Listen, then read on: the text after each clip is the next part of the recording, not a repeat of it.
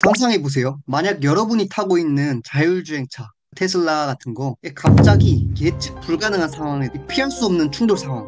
예를 들어, 오른쪽에는 이 헬멧을 안 쓴 사람이 있고, 왼쪽에는 헬멧을 제대로 착용한 사람이 있어요. 자율주행차는 누구랑 충돌해야 할까요? 헬멧을 제대로 착용한 사람, 제대로 착용하지 않은 사람. 이 헬멧을 안 쓴 사람, 이 사람은 규칙을 어겼으니까 충돌하는 게 맞을까요? 근데 이거는 도덕적으로 용납될 수 없는 판단이잖아요. 그러면 헬멧을 쓴 사람이랑 충돌하면은 안전수칙을 지킨 사람이 오히려 위험에 처한다. 그러는 메시지를 주게 되잖아요. 그럼 앞으로 누가 안전장비를 착용하라 할까요? 자, 오늘은 자율주행차에 대해서 한번 같이 고민해보는 시간을 가질 거예요. 자율주행차는 사람처럼 도덕적 감정을 가지고 판단하는 것이 아니라 미리 설계된 그 알고리즘에 따라 움직이잖아요. 그러면 이런 위기 상황에서 자율주행차는 어떤 알고리즘을 따를까요? 예를 들어서 웨이모 같은 자율주행 기술 기업의 답변을 살펴보면 불가피한 충돌 상황에서는 긴급 제동이나 흑픽 이동을 통해서 피해를 최소화하는 것 가장 우선 목표로 삼는다 해요. 즉 누구를 선택할 것인가 이거보다는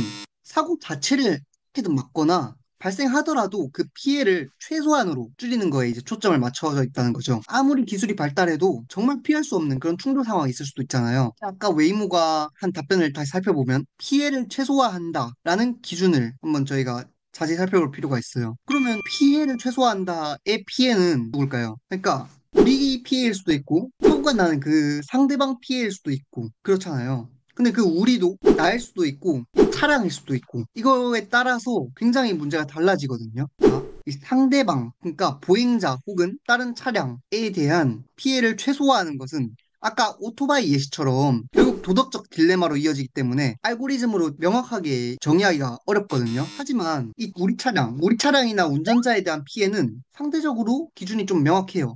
자율주행 차량 자체가 상대방 입장보다는 본인 입장에서 어떻게 갈지 이렇게 계산하는 거잖아요. 그거에 대한 기준은 비교적 명확하다. 특히 한 문헌을 살펴보면 자율주행 차량의 이 회피 경로 선정 시 충돌 위험도, 그리고 주행 안정도, 그리고 목표 경로 근접도 등을 고려한다고 언급되어 있어요. 이게 충돌 시에 발생할 수 있는 위험도를 최소화하는 방향으로 판단한다는 그런 말이거든요. 그러니까 우리 입장에서 안정성을 최대한 유지할 수 있는 걸로 선택을 한다는 말이죠. 이런 관점에서 보면은 자율주행 차량의 판단은 인명 그 자체의 가치를 직접 비교하기보단, 그러니까 오토바이 헬멧을 썼니 안 썼니 이런 거를 비교하기보다는 우리 입장에서 충돌 시 발생하는 그 물리적인 손실이나 위험도를 계산한다는 그럴 확률이 높다는 거죠.